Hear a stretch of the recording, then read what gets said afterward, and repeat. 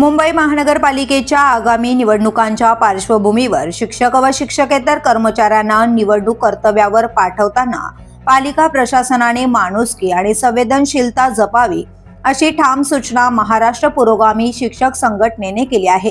अपंग, गर्भवती, स्तनपान करणाऱ्या महिला तसेच गंभीर आजार असलेले शिक्षक व शिक्षकेतर कर्मचाऱ्यांना निवडणूक कर्तव्यातून तातडीने व पूर्णतः वगळण्यात यावे अशी मागणी संघटनेने केली आहे।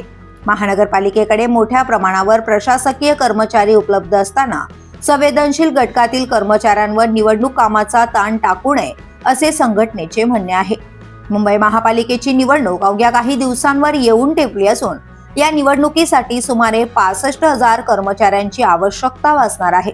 त्यासाठी विविध विभागांमधून कर्मचाऱ्यांची मागणी करण्यात येत असून शिक्षक व शिक्षकेतर कर्मचाऱ्यांनाही निवडणूक कामे देण्यात आली आहेत। या निर्णयाबाबत संघटनेने नाराजी व्यक्त करत प्रशासनाच्या नियोजनाचा व संवेदनशीलतेचा अभाव असल्याचा आरोप केला आहे।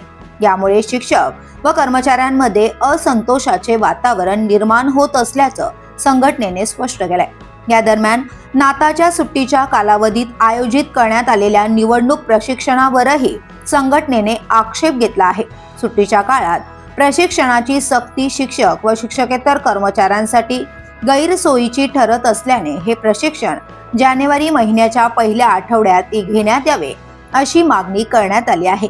तसेच निवडणूक कर्तव्यावर असलेल्या शिक्षक व शिक्षकेतर कर्मचाऱ्यांचा लोकशाही मतदानाचा हक्क अबाधित राहावा यासाठी टपाली मतदानाची म्हणजेच फॉर्म 12 द्वारे मतदानाची संधी द्यावी अशी ठाम मागणी संघटनेने केली आहे। निवडणूक कर्तव्यामुळे कोणताही कर्मचारी मतदानापासून वंचित राहू नये ही निवडणूक प्रशासनाची जबाबदारी असल्याचं मत संघटनेचे अध्यक्ष तानाजी कांबळे यांनी व्यक्त केले आहे।